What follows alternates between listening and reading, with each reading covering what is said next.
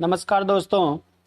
आज इस वीडियो में बात करेंगे भारत के राष्ट्रपति से संबंधित जितने भी महत्वपूर्ण अनुच्छेद हैं उन सभी का इसमें आज अध्ययन किया जाएगा। राष्ट्रपति से संबंधित अनुच्छेदों के लिए मैं आपके सामने एक अच्छी सी ट्रिक लेके आया हूं, जिसके माध्यम से आप सभी को अनुच्छेद याद करने में आसानी रहेगी। तो देखते हैं वो क्या है ट्रिक। इसके लिए आप वीडियो के अंत तक बने रहें और वीडियो को आनंद पूर्वक देखें। चलो स्टार्ट करते हैं। प का नी का, इसको याद करेंगे। पकानी का, एक साथ इसको याद करेंगे तो क्या है? पका नी का। योग्यता, निर्योग्यता, शपथ, दो भागों में इसको आपको याद करना है। पकानिका, योग्यता, निर्योग्यता, शपथ। याद हो गया होगा आपको। प का मतलब बात करें, प का अर्थ इसमें क्या है? तो प का है प से पद, ठीक है। और का से हो गया कार्यपालिका, पद कार्यपालिका। और नी से हो गया नियुक्ति, का से हो गया कार्यकाल, ठीक है। अब पद की बात करें कि पद कौन से अनुच्छेद में पद का वर्णन है? तो 52, अनुच्छेद 52 में किसका वर्णन है? पद का। राष्ट्रपति के पद का वर्णन अनुच्छेद 52 में है। कार्यपालिका का वर्णन अनुच्छेद 53, 53। नियुक्ति या निर्वाचन मंडल की बात करें तो इसका वर्णन है 54।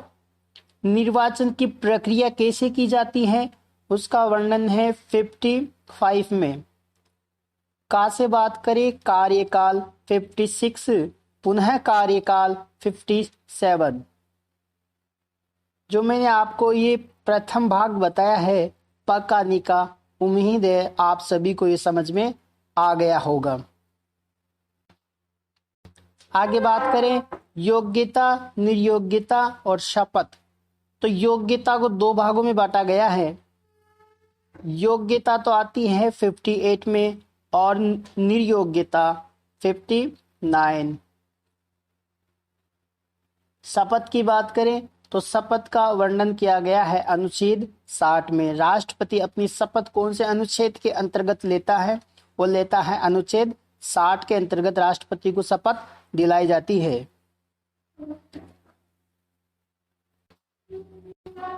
राष्ट्रपति पर महाभियोग की प्रक्रिया अनुच्छेद 61 के तहत लगाई जाती है। दोस्तों, अनुच्छेद 61 में राष्ट्रपति पर महाअभियोग की प्रक्रिया लगाई जाती है।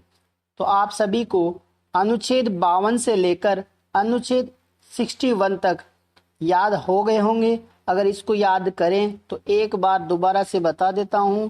पकानिका, योग्यता, निर्योग्यता, शपथ, दो भागों में आपको इसको याद करना है। प से होता है पद, का से कार्यपालिका, नि से नियुक्ति, का से कार्यकाल, पुनः कार्यकाल, योग से योग्यता हो गया, निर्योग्यता हो गया और शपथ हो गया दोस्तों। और 61 में राष्ट्रपति पर महाअभियोग की प्रक्रिया। अनुच्छेद 62 में कार्यकाल पूर्व चुनाव का वर्णन किया गया है।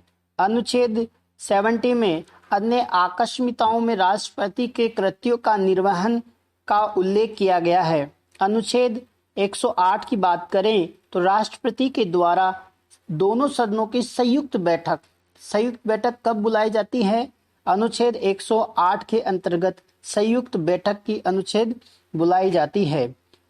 अनुच्छेद 331 की बात करें तो राष्ट्रपति के द्वारा लोकसभा में आंग्ल भारतीय समुदाय के 2 व्यक्तियों को राष्ट्रपति के द्वारा मनोनीत किया जाता है। कितने सदस्यों को मनोनीत किया जाता है? 2 सदस्यों को राष्ट्रपति के द्वारा लोकसभा में आंग्ल भारतीयों को मनोनीत किया जाता है। अनुच्छेद 80 की बात करें तो राज्यसभा में राष्ट्रपति के द्वारा मनोनीत सदस्य, और वो कितने हैं?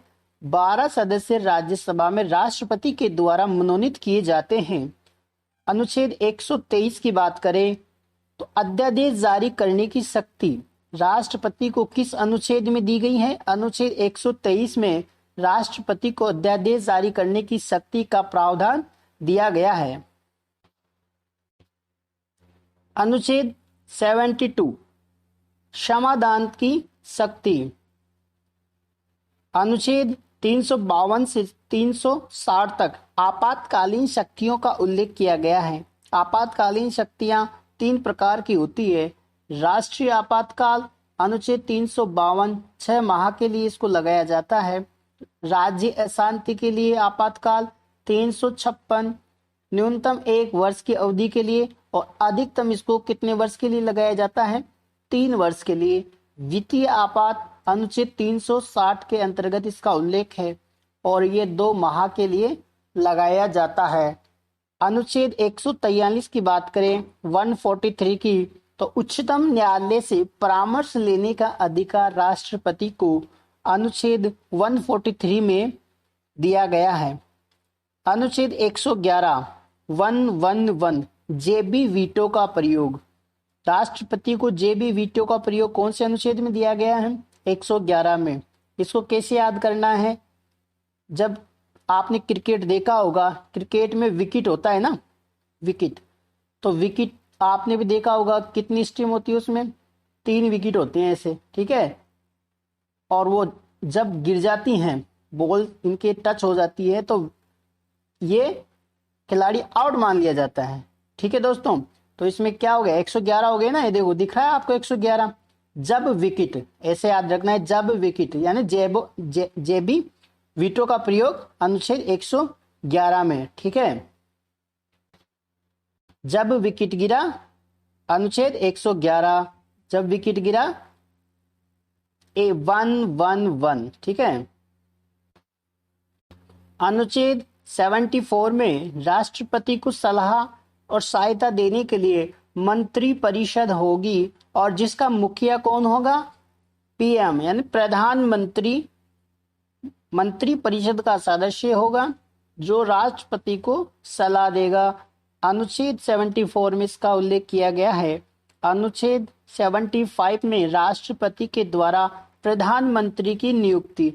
प्रधानमंत्री की नियुक्ति कितने वर्ष के लिए की जाती है? 5 वर्ष के लिए। तो ऐसे याद रखना है, प्रधानमंत्री की नियुक्ति 5, तो ठीक है 5 इसमें भी आ रहा है, तो 75। कंफ्यूज नहीं होना। जब आप प्रतियोगी परीक्षाओं में जाते हैं तो राष्ट्रपति के द्वारा प्रधानमंत्री की नियुक्ति कौन से अनुच्छेद में वर्णित है? तो ऑप्शन में आपको 74, 75, 78, 73 ऐसे दिखाई देगा। तो आपको प्रधानमंत्री का कार्यकाल कितने वर्ष का होता है, नियुक्ति कितने वर्ष की होती है? 5 वर्ष के लिए, तो 5 देख के 75 आपको लगाना है। आर्टिकल 78 राष्ट्रपति के द्वारा मांगी गई सभी सूचनाएं प्रधानमंत्री या मंत्रिपरिषद के द्वारा दी जाएगी। अनुच्छेद 73 संघ की कार्यपालिका शक्ति का विस्तार।